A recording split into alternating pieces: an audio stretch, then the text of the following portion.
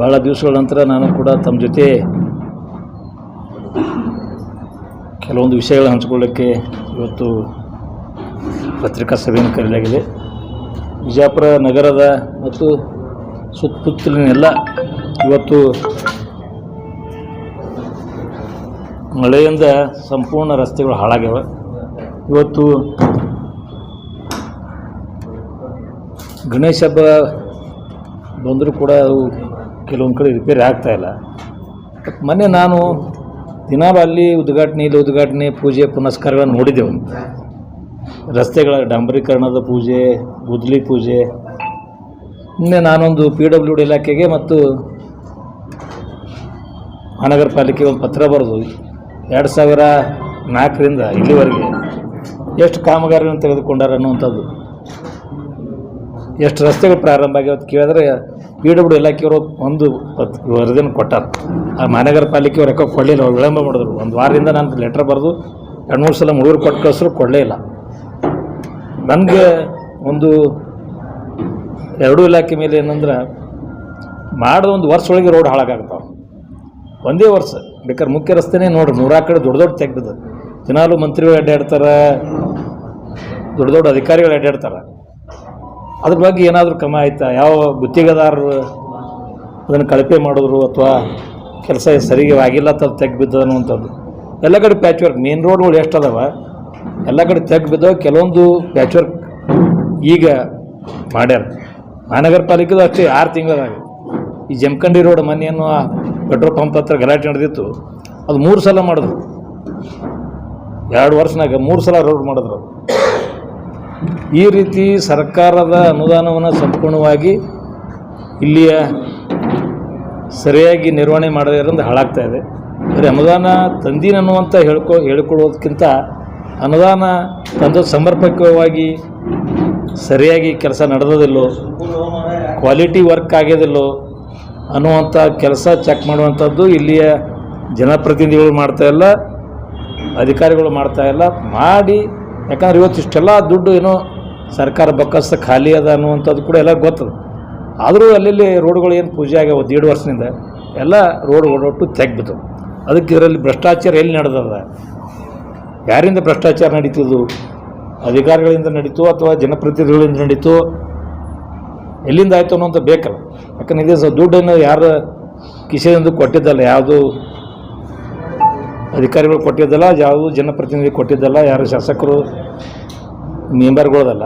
ಇದು ನಮ್ಮದೇ ಆದಂಥ ದುಡ್ಡು ಸರ್ಕಾರಕ್ಕೆ ಹೋಗಿ ಬೊಕ್ಕಸದಿಂದ ವಾಪಸ್ ಬಂದಿರ್ತದೆ.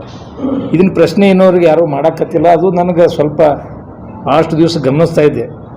ಹಿಂಗೆ ಒಂದು ರೋಡ್ ಮಾಡಿ ಒಂದು 5-6 ತಿಂಗಳಾಗಿ ಒಂದು ಮಳೆ ಬತ್ತಪ್ಪ ಅಂದ್ರೆ ಡಾಂಬರ ಕೆತ್ತಿ ಎಲ್ಲೆಲ್ಲಿ ತೆಗ್ಬಿಡುವಂಥದ್ದು. ನೀವು ಬೇಕಾದ್ರೆ ಎಲ್ಲಿ ಅಡ್ಡಾಡ್ತಿರ್ತೀರಿ, ಡೈಲಿ ಎಲ್ಲೆಲ್ಲಿ ಅವ್ರು ಎಲ್ಲ ರಸ್ತೆಗೆ ಅಡ್ಡಾಡ್ತಿರ್ತೀರಿ. ಇದು ಗಂಭೀರವಾದಂಥ ಒಂದು ಪ್ರಶ್ನೆಯನ್ನು ನಾನು ಜಿಲ್ಲಾಡಳಿತಕ್ಕೆ ಮತ್ತು ನಮ್ಮ ಮಹಾನಗರ ಪಾಲಿಕೆಗೆ ಮತ್ತು PWD ಇಲಾಖೆ ಕೇಳ್ತಾಯಿದ್ದೆ. ನಿನ್ನೆ ಒಂದು ನಾನು ಸುಮ್ಮನೆ ಇವ್ರು ಕೊಟ್ಟರು, PWD ಲೋಕೋಪ ಇಲಾಖೆ ಧಾರವಾಡದಕ್ಕೆ ಒಂದು ಲೆಟ್ರ್ ಬರೆದಿದ್ದೆ. ಎಲ್ಲ ಸ್ಯಾಂಕ್ಷನ್ ಆಗ್ಯಾವು, ಒಂದು ವರ್ಕ್ ಪ್ರೋಗ್ರೆಸ್ ಅಂತ ಕೊಟ್ಟರು. ಎಲ್ಲರೂ ಇಶ್ಯೂಡ್ ಏನಂತಾರೆ ವರ್ಕ್ ಆರ್ಡರ್ ಇಶ್ಯೂಡ್. ಕೆಲವೊಂದು ಇನ್ನೂ ಸ್ಟಾರ್ಟೇ ಆಗಿಲ್ಲ, ಅದು ಮಂಜೂರಾಗಿದ್ದೆಲ್ಲ ಆಗ್ಯಾವ. 18 ಕೋಟಿ ರೂಪಾಯಿ ಮಂಜೂರಾಗ್ಯದ. ಆದ್ರೆ ಕೆಲಸ ನಡೆದಿದ್ದು ಒಂದೇ ಕಡೆ ಏನೋ ಅಂತ ರಿಪೋರ್ಟ್ ಕೊಟ್ಟರು ಅವರು. ನನ್ನ ಖಾಸಗಿ ಮಾಹಿತಿ ಪ್ರಕಾರ ಭಾಳಷ್ಟು ಕಾಂಟ್ರಾಕ್ಟರ್ಗಳು ತೊಂದರೆ ಒಳಗಾದಾರ. ಆದರೂ ಕೂಡ ತಮ್ಮದೇನೋ ಉದ್ಯೋಗ ಕಳ್ಕೊಬೇಡ ತಿಳ್ಕೊಂಡು ರೊಕ್ಕ ಇಲ್ಲದೆ ಇದ್ರು ಮಾಡಾತಾರೆ. ಹಣ ಅಂತೂ ಒಂದು ಕಡೆ ಮಂಜೂರಾಗಿಲ್ಲ. ಎಲ್ಲ ಒಂದು ನಾನು ವರದಿ ತೊಗೊಂಡೆ ಒಂದು ಇದ್ರಾಗ PWD ಇಲಾಖೆ, ಅದರಲ್ಲಿ ಏನು ಒಂದು 10-12 ವರ್ಕ್ಗಳ ಬಗ್ಗೆ ಅವ್ರು ಮಾಹಿತಿ ಕೊಟ್ಟರು. ಆದರೆ ಇದ್ರಾಗೆ ಮಂಜೂರು ಮಾಡಿದ ಅನುದಾನ 1,30,30,00,000 ಬಿಡುಗಡೆ ಮಾಡಿದ್ದು 0, ವೆಚ್ಚ 0, ವರ್ಕ್ ಇನ್ ಪ್ರೋಗ್ರೆಸ್. ಎಲ್ಲಿ ರೊಕ್ಕ ಬಿಡುಗಡೆ ಆಗಿಲ್ಲ. ಸರ್ಕಾರದಾಗ ₹1 ದುಡ್ಡಿಲ್ಲ. ಅದ್ರಾಗ ಹೆಚ್ಚಿನ ಮುತುವರ್ಜಿಯನ್ನು ವಹಿಸಿ ಜಿಲ್ಲಾ ಉಸ್ತುವಾರಿ ಸಚಿವರು, ಇಲ್ಲಿಯ ಸ್ಥಳೀಯ ಶಾಸಕರು ಹಣ ಬಿಡುಗಡೆ ಮಾಡಬೇಕು. ಎಲ್ಲಿ ಲೋಪ ಆಗ್ತದೆ, ಎಲ್ಲಿ ಭ್ರಷ್ಟಾಚಾರ ಆಗಿದೆ ಅನ್ನುವಂಥದ್ದು ಅಧಿಕಾರಿಗಳು ತನಿಖೆ ಮಾಡಬೇಕನ್ನುವಂಥ ನಂದು ಒಂದು ಆಗ್ರಹ ಮೊದಲೇದಾಗಿ ಪ್ರಶ್ನೆ ಇದೆ. ಯಾಕಂದರೆ ಬರೀ ರಸ್ತೆ ಮಾಡಿ ಅಂತೇಳಿ ಪೇಪರಾಗ ಫೋಟೋ ತೊಗೊಂಡ್ರೆ ಆಗೋದಿಲ್ಲ. ಮಂಜೂರು ಮಾಡಿ ಅಂತೇಳಿ ಹೇಳಿ ಪ್ರೆಸ್ ಮೀಟ್ನಾಗ ಮಂತ್ರಿಗಳು ಹೇಳ್ಬೋದು, MLA ಹೇಳ್ಬೋದು, ಶಾಸಕರು ಹೇಳ್ಬೋದು. ಆದರೆ ಅದು ಮುಂದೆ ಯಾವ ರೀತಿ ಕೆಲಸ ನಡೀತು, ಎಷ್ಟು ದಿವಸ ಅದು ಭಾಳ ತೊಗೊಳೋಂಥ ಬೇಕಲ್ಲ. ಅದಕ್ಕೂ ಒಂದು ಕ್ರೈರೇಟ್ ಇರ್ತದೆ, ಇಷ್ಟು ವರ್ಷ ಅದಕ್ಕೆ ಮೇಂಟೆನೆನ್ಸು ಅಥವಾ ಏನೋ ಇರ್ತೈತಿ. ಅದು ಮೇಂಟೆನೆನ್ಸ್ ಯಾವಾಗ ಅಂದ್ರೆ ಕೆಟ್ಟ ಮ್ಯಾಗ ಇರ್ತದೆ, ಅದು ಕೆಡಲಾರ್ದಂಗೆ ಆಗ್ಬೇಕ್ರಿ. ಅಟ್ಲೀಸ್ಟ್ ಒಂದು 2 ವರ್ಷ ರೋಡ್ ಮಾಡಿದ್ದು ತಡಿಬೇಕಲ್ಲ ಇಲ್ಲಿ ಬಿಜಾಪುರದಾಗ ಸಿಟಿ ಒಳಗೆ ಮತ್ತು ನಾಲ್ಕು ಸುತ್ತಮುತ್ತ ಕ್ಷೇತ್ರದಾಗ ಅನ್ನುವಂಥದ್ದು ನಂದೊಂದು ಮೊದಲನೇದಾಗಿ ಪ್ರಶ್ನೆ ಇದೆ. ಇವತ್ತು ಬಿಜಾಪುರ ನಗರದಲ್ಲಿ ಹೆಂಗಾಗಿಬಿಟ್ಟದಪ್ಪ ಅಂದ್ರೆ ಎಲ್ಲ ಕಚೇರಿಗಳು ಇವತ್ತು BD ಇರ್ಬೋದು, ಮಹಾನಗರ ಪಾಲಿಕೆ ಇರ್ಬೋದು. ಇಷ್ಟು ದಿವಸ ಅಂತೂ ಮಹಾನಗರ ಪಾಲಿಕೆ ಅಸ್ತಿತ್ವದಲ್ಲಿ ಇದ್ದಿತ್ತಿಲ್ಲ. ಶುರುವಾತಿಗೆ 1-2 ವರ್ಷ ಅಂತೂ ಕೆಟಗರಿಗೆ ಕೋರ್ಟ್ನಾಗ ಟೈಮ್ ಪಾಸ್ ಮಾಡಿಬಿಟ್ರು. ಯಾರೋ ಕಾರಣದ ಕೈಗಳು ಅದನ್ನು ಹಂಗೆ ಕೋರ್ಟಿಗೆ ಹಾಕ್ಸೋದು. ಯಾಕಂದ್ರೆ ಅವರಿಗೆ ಅಧಿಕಾರ ಮೊಟಕಾಕ ತಿಳ್ಕೊಂಡು ಮೆಂಬರ್ಗಳು ಅಧಿಕಾರ ಕೊಡಲಿಲ್ಲ. ಮೆಂಬರ್ಗಳು ಯಾರೂ ಅದು ಮಾತಾಡೋಂಗಿಲ್ಲ. ಮುಂದೆ ಇದು ಇಲೆಕ್ಷನ್ ಆಯಿತು, ಎಲೆಕ್ಟ್ ಆಗೈತೆ ತಕ್ಷಣ ಡಿಕ್ಲೇರ್ ಮಾಡ್ಸೋಕ್ಕೆ ಕೋರ್ಟಿಗೆ ಹೋಗ್ಬಿಟ್ರು. ಮತ್ತು ಕೋರ್ಟಿಗೆ ಯಾಕೆ ಹೋಗ್ತಾರೋ ಅವ್ರು ಯಾಕೆ ಮುಂದೆ ಗಪ್ ಮಾಡಿರ್ತಾರೆ ಗೊತ್ತಾಗಲ್ಲ.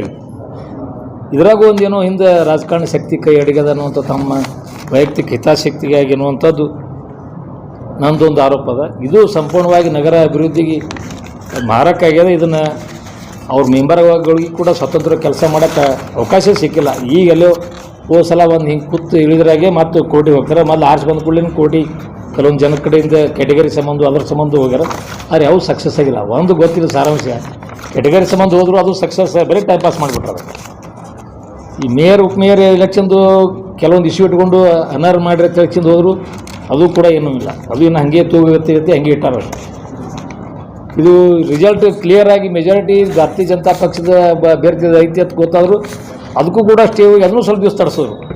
ಟೋಟಲ್ ರಾಜಕೀಯ ವ್ಯವಸ್ಥೆನೇ ಈ ಜಿಲ್ಲಾಡಳಿತ ಮತ್ತು ಅಭಿವೃದ್ಧಿಗೆ ಆಟ ಆಡಿಸ್ತಾರೆ ಅನ್ನುವಂಥ ಒಂದು ಆರೋಪ ನನ್ನದಾಗಿ ಅನ್ನುವಂಥ ಮಾತನ್ನು ಈ ಸಂದರ್ಭ ಹೇಳಿ ಬಯಸ್ತೀನಿ. ಮತ್ತೇನಾದರೂ ತಮಗೆ ಈ ವಿಷಯದಲ್ಲಿ ಕೇಳೋದ್ರೆ ಕೇಳ್ಬೋದು, ಇಲ್ಲ ನಾನು ಮತ್ತೆ ಮುಂದಿನ ಒಂದು ಇದಕ್ಕೆ ಹೋಗ್ತೀನಿ.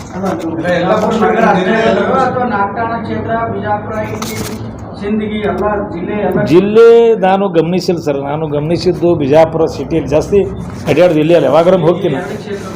2 ಕ್ಷೇತ್ರದ ಹೇಳ್ತಾರೆ. ನಾಲ್ಕಾಣ ಬಿಜಾಪುರ ಅಲ್ಲಿ ವಾರ್ಡ್ಗಳು ಇಲ್ಲೇ ಸಿಟಿಯಾಗ್ಯದವಲ್ಲ, ಒಂದು 8-5-6 ವಾರ್ಡ ಅಲ್ಲಿ ಹೋಗ್ತಿರ್ತೀನಿ. ಅಲ್ಲಿಗೂ ನಾನು ನೋಡ್ತಿರ್ತೀನಿ. ಅಲ್ಲಿ ಕೂಡ ಭಾಳಷ್ಟು ಕಳಪೆ ಕಾಮಗಾರಿ ಇದ್ರಾಗ ನಾನು ನೇರವಾಗಿ ಕಾಂಟ್ರಾಕ್ಟ್ರಿಗೂ ಆರೋಪ ಮಾಡೋಕ್ಕೆ ಹೋಗಂಗಿಲ್ಲ. ಯಾಕಂದ್ರೆ ಬೇರೆ ಬೇರೆ ನಮಗೂ ಕಿವಿ ಬಿದ್ದಿರ್ತಾವೆ. ಎಲ್ಲ ವ್ಯವಸ್ಥೆ ಮೊದಲಿನಂಗಿಲ್ಲರಿ ಅಂತ ನನಗೂ ಎಷ್ಟೋ ಮಂದಿ ಹೇಳ್ಯಾರ. ನಾನು ಸಾಧ್ಯ ಇದು ಗೊತ್ತಲ್ಲ, ಮೊದಲಿನಂಗೆ ವ್ಯವಸ್ಥೆ ಇಲ್ಲ, ಈಗೆಲ್ಲ ಹಾಳಾಗಿಬಿಟ್ಟದ, ಎಲ್ಲರೂ ಸಮಾಧಾನ ಮಾಡಬೇಕಾಗ್ತದ್ರಿ ಅದ್ರಾಗ ಸಾಹೇಬರಾಗ, ಇದ್ರಾಗ ಏನು ಉಳಿತದ ಅನ್ನೋವಂಥದ್ದು ಕೆಲವೊಂದು ಹೇಳಿಕೆಗಳು ಮಾತುಗಳು ಕೆಲವೊಂದು ವ್ಯಕ್ತಿಗಳ ಕಡೆಯಿಂದ ನಾನು ಬರತ್ತೆ. ಸುಮ್ಮನೆ ನಾನು ಆಧಾರ ರಹಿತವಾಗಿ ಮಾತಾಡೋಕ್ಕಿಲ್ಲ. ಇನ್ನು ನಾವೆಲ್ಲ ಪ್ರೂಫ್ ಇರೋಂಗಿಲ್ಲ. ಸಾರ್ವಜನಿಕವಾಗಿ ಅಥವಾ ಕಾಂಟ್ರಾಕ್ಟ್ ವೈಯಕ್ತಿಕವಾಗಿ ನಮ್ಗೆ ಹಂಚ್ಕೊಂಡಿರ್ತಾರೆ, ಆ ನೋವು ಹಂಚ್ಕೊಂಡಿರ್ತಾರೆ, ಅದನ್ನು ಹೇಳಕ್ಕೆ ಬರೋಂಗಿಲ್ಲ. ಟೋಟಲಿ ಈ ಒಂದು ಅಭಿವೃದ್ಧಿ ಕೆಲಸದಲ್ಲಿ ಭ್ರಷ್ಟಾಚಾರ ಹೆಚ್ಚಾಗ್ಯದ ಅನ್ನುವಂಥದ್ದು ನಂದು ಆರೋಪ ಇದೆ.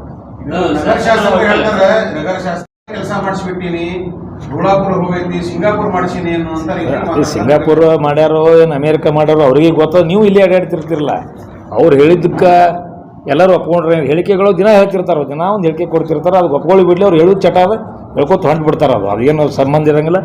ನಿಮ್ಮ್ಯಾಗೆ ಸಾಕಷ್ಟು ಪತ್ರಕರ್ತರ ಮೇಲೆ ಆರೋಪ ಮಾಡ್ತಾರೆ. ಅವ್ರು ನೇರವಾಗಿ ಬೆಂಗಳೂರದವ್ರ ಮ್ಯಾಗ ಮಾಡ್ರಿ, ನಿಮ್ಯಾಗಲ್ಲ ಅಲ್ಲೇ ಮಾಡಿರ್ತಾರೆ. ಯಡಿಯೂರಪ್ಪ ನಿನಗೆಲ್ಲ ಇದು ಏನಂತ ತಂದು ಕೊಟ್ಟಾರ, ಅವ್ರ ಮಗ ಕೊಟ್ಟಾರ, ಅದು ಗಪ್ಪಾಗಿರ್ತೀವಿ. ನೇರವಾಗಿ ಆರೋಪ ಮಾಡಿದ್ರು ಅದಕ್ಕೆ ಯಾರು ಕೇಳೋ ಪ್ರಶ್ನೆ ಇಲ್ಲ. ಆದ್ರೆ ಅವ್ರು ದಿನ ಒಂದು ಹೇಳಿಕೆ ಇದ್ದೇ ಇರ್ತಾವೆ. ಅದಕ್ಕಿಂತ ತಲೆ ಕೆಡ್ಸ್ಕೊಡೋದು ಬಿಟ್ಟರು ಏನು ಯಾಕೆ ಗೊತ್ತಿಲ್ಲ. ಪರ್ಸೆಂಟ್ ಅದೇ ಈ ಸ್ವಲ್ಪ ಹೆಚ್ಚಿಗೆ ಅಂದ್ರೆ ನಾನು ಇಂಡೈರೆಕ್ಟ್ ಹೇಳ್ಬೇಕಾಗ್ತದೆ. ಯಾಕೆ ಡೈರೆಕ್ಟ್ಲಿ ಅದಕ್ಕೆ ಆಧಾರ ತೊಗೊಂಡ್ರೆ ಅದಕ್ಕೇನು ಫೋಟೋನು ಇರೋಂಗಿಲ್ಲ, ಲೇಖಿನೂ ಇರೋಂಗಿಲ್ಲ. ಸಮಾಧಾನ ಮಾಡಬೇಕಾದ ಹೇಳಿ ಪೇ ಹಿಡ್ಕೊಂಡು ಅಲ್ಲೇ ಪೇನ್ ಹಿಡ್ಕೊಂಡು ಮ್ಯಾಗಿನ ತನೂ ಸಮಾಧಾನ ಮಾಡಬೇಕಾದ ಒಬ್ಬರು 2-3 ಜನ ಹೇಳ್ಯಾರ. ಭಾಳ ಊರಾಗೈತಿ, ಸ್ವಲ್ಪ ಹೊತ್ತಲ್ಲ ಭಾಳ ಊರಾಗೈತಿ. ಅದು ನೀವು ನಿಮಗೂ ಗೊತ್ತದ, ಕರೆ ನೀವು ಹೇಳಂಗಿಲ್ಲ. ನಾನು ಎಷ್ಟು ಅಂತ ಹೇಳಕ್ಕೆ ಯಾಕೆ ನಾನು ಸಿಕ್ಕೊಂಬೀಳ್ಬಾರ್ದು ಬಿಟ್ಟಿನಂದ್ರೆ ಸುಮ್ಮನೆ ಯಾಕೆ ಕಾನೂನಾತ್ಮಕ ಸಿಕ್ಕೊಂಬೀಳ್ಬೇಕು ಅಂತೇಳಿ. ಆದ್ರೆ ಭಾಳ ಸಮಾಧಾನ ಮಾಡ್ಬೇಕಾದ್ರೆ ಎಲ್ಲರಿಗೆ ಸಮಾಧಾನ ಮಾಡ್ಬೇಕಂತ ಹೇಳ್ಯಾರ. ಅವರು ಇವ್ರ ಹೆಸರು ಹೇಳಿಲ್ಲ. ಅವರು MLA ಎಂದು ಹೇಳಿಲ್ಲ, MLA ಎಂದು ಹೇಳಿಲ್ಲ, MLCದು ಹೇಳಿಲ್ಲ. ಆದ್ರೆ ಒಂದು ಇದ್ರ ಪ್ರಕಾರ ಇಲ್ಲಿ ಸಿಟಿನ ಇಬ್ಬರು ಕಂಟ್ರೋಲ್ ಮಾಡತ್ತಾರ ಒಂದು ಆರೋಪ ಇತ್ತು ಕೆಲವರು. ಸಮಾಧಾನಕ್ಕೆ ಅವ್ರಿಗೆ ಹೊಟ್ಟೆ ಎಟ್ಟಾಗಲ್ಲ, ದೊಡ್ಡದು ಅಟ್ ಮಾಡ್ಕೊಂಡ್ರು. ಮತ್ತೆ ಸಿಟಿನ ಆಡಳಿತ ಪಕ್ಷದೊಬ್ಬರು ಶಾಸಕರು ಇದ್ದ ಶಾಸಕ ಇಬ್ಬರು ಕೂಡ ಇದನ್ನು ಟೋಟಲಿ ಅಲ್ಲಿ ಬಿ ಡಿ ಎ ಚೇರ್ಮನ್ ಅದನ್ನ ಪಾಪ ಅದಕ್ಕೆ ಏನೂ ಪವರ್ಸ್ ಇಲ್ಲ. ಅದು ಸುಮ್ಮ ಹಂಗೆ ಬಂದು ಕೂತು ಅದು ಹೋಗ್ತಾನೆ ಅಂತ ನಾನು ಕೇಳೀನಿ. ಅವ್ನು ಏನೇ ಇಲ್ಲ ಪಾಪ ಒಳ್ಳೆಯ ಅವ್ನಿಗೇನು ಗೊತ್ತಿರೋ ಹೊಸಬ ಅದಾನ. ಅವ್ರು ಏನು ಮ್ಯಾಗಿನ ಫೈಲ್ ಬರ್ತದೆ ಸಹಿ ಮಾಡ್ಕೊಂಡು ಮುಂದೆ ಅಷ್ಟೇ ಕೆಲಸ. ಎಲ್ಲಿಂದ ಫೈಲ್ ಆರ್ಡ್ರ್ ಆಗ್ತದೋ ಎಲ್ಲದಕ್ಕೊಂದು ಇದು ಒಂದು ಫಿಕ್ಸ್ ಆಗ್ಯದ ಅಂತ ಕೇಳೀನಿ. ಒಂದು ಇಂತಿಂಥ ಕೆಲಸಕ್ಕೆ ಇಟ್ಟಿಟ್ಟು ಅನ್ನೋದು ಫಿಕ್ಸ್ ಆಗಿದೆ. ಟೋಟಲಿ ಭ್ರಷ್ಟಾಚಾರ ಹೆಚ್ಚಾಗೈತಿ. ಮಹಾನಗರ ಪಾಲಿಕೆ ಆಗ್ಯದ, ಸರ್ಕಾರ ಎಲ್ಲ ಕಚೇರಿಗಳು ಆಗೈತಿ ಮತ್ತು ಬಿ ಡಿ ಎದಲ್ಲಿ ಆಗೈತಿ. ಸರ್ ಆಧಾರ್ ರೈತನಾಗ ನಾನು ನಿಮ್ಗೆ ಹೇಳ್ದೆ ಅಲ್ಲ, ನೀವು ಯಾರಿಗೂ ಆರೋಪ ಮಾಡಬಾರ್ದು ಅಂದ್ರೆ ಹೆಂಗೆ? ಏನು ನನಗೇನು ಜನರಿಂದ ಮತ್ತು ಸರ್ ಆಧಾರ್ ಇಲ್ಲ ಅಂತೇಳಿ ಹೇಳತ್ತೀನಿ. ಜನರು ಮತ್ತು ಪಾಪ ಅವ್ರಿಗೆ ಆಧಾರ್ ಹಿಡ್ಕೊಂಡು ಬಂದು ಹೇಳ್ತಾರೆ. ನಾನು ಮೊದಲು 2 ಪೀರಿಯಡ್ 1 ಮಿನಿಟ್ ಸರ್ 1 ಮಿನಿಟ್ ನಾನು 2 ಸಲ MLA ಆಗಿ ಮಂತ್ರಿಯಾಗಿ ಕೆಲಸ ಮಾಡಿದ್ದೆ. ಆ ಹಿನ್ನೆಲೆ ಇಟ್ಕೊಂಡು ಕೆಲವೊಬ್ರು ನಾನು ಬಂದು ಹೇಳ್ತಿರ್ತಾರೆ, ಏನು ರೀ ಈ ಥರ ಕಿರಿಕಿರಿ ಆಗ್ತದೆ, ಈ ಸೊತ್ತು ಮಾಡೋಕ್ಕೆ ಹೋದ್ರೂ ಕಿರಿಕಿರಿ ಐತಿ, ಈ ಸೊತ್ತುನೇ ಒಬ್ಬರು ಕೆಲವರು ಉದ್ಯೋಗ ಮಾಡ್ಕೊಂಬಿಟ್ರೆ ಅಂತ ಹೇಳ್ತಾರೆ. ಈ ಎಲ್ಲದಕ್ಕೂ ಆಧಾರ ಅವ್ರು ಹೆಂಗೆ ಹೇಳ್ಬೇಕು? ಅವರು ಪಾಪ ಅಲ್ಲಿ ಏನು ಮಾಡಿ ಜ್ವರ ಕೊಡಿಸು. ಈ ಮನೆ ಲೋಕಾಯುಕ್ತ ರೇಟ್ ಬಿಟ್ಟು ಸುಮ್ಮನೆ ರೇಟ್ ಗೊತ್ತಾ ಮಹಾನಗರ ಪಾಲಿಕೆಗೆ ಏನೋ ನಡೆದಿರ್ಬೇಕಲ್ಲ. ಅಲ್ಲಿ ಏನಾದ್ರು ಕಂಪ್ಲೇಂಟ್ಸ್ ಹೇಳಿದ್ರೆ ಹೈಯೆಸ್ಟ್ ಕಂಪ್ಲೇಂಟೇ ಮಹಾನಗರ ಪಾಲಿಕೆ ಅಂತ ಹೇಳಿದ್ರೆ ಯಾರು ಲೋಕಾಯುಕ್ತ ಅಧಿಕಾರಿಗಳು ನನಗೆ ಕೇಳಕ್ರೆ ಎಷ್ಟು ಇಲಾಖೆ ಅದಾವ ಎಲ್ಲಕ್ಕೆ ಹೆಚ್ಚು ಕಂಪ್ಲೇಂಟ್ಸ್ ಇರೋದು ಮಹಾನಗರ ಪಾಲಿಕೆದು. ಯಾವುದು ಇಲ್ಲಿ ನಡೀತದು? ಇದೇ ವರ್ಷ 2 ವರ್ಷ ನಡೆದಿರ್ಬೇಕಲ್ಲ. ಈಗ ನಮ್ಮ ಪಾರ್ಟಿ ಮೇಯರ್ ಕೂತಾನ, ಅದು ಆಡಳಿತ ಪ್ರಾರಂಭ ಆ ಮಾತು ಬೇರೆ ನೋಡು. ಒಂದು ಬರೀ ಕೋರ್ಟು ಕಚೇರಿ ಇದ್ರಾಗೆ 2.5 ವರ್ಷ ತೆಗೆದುಬಿಟ್ರು ಇವರು. जुड़े रहिएगा आपके अपने चैनल बीजापुर समय के साथ।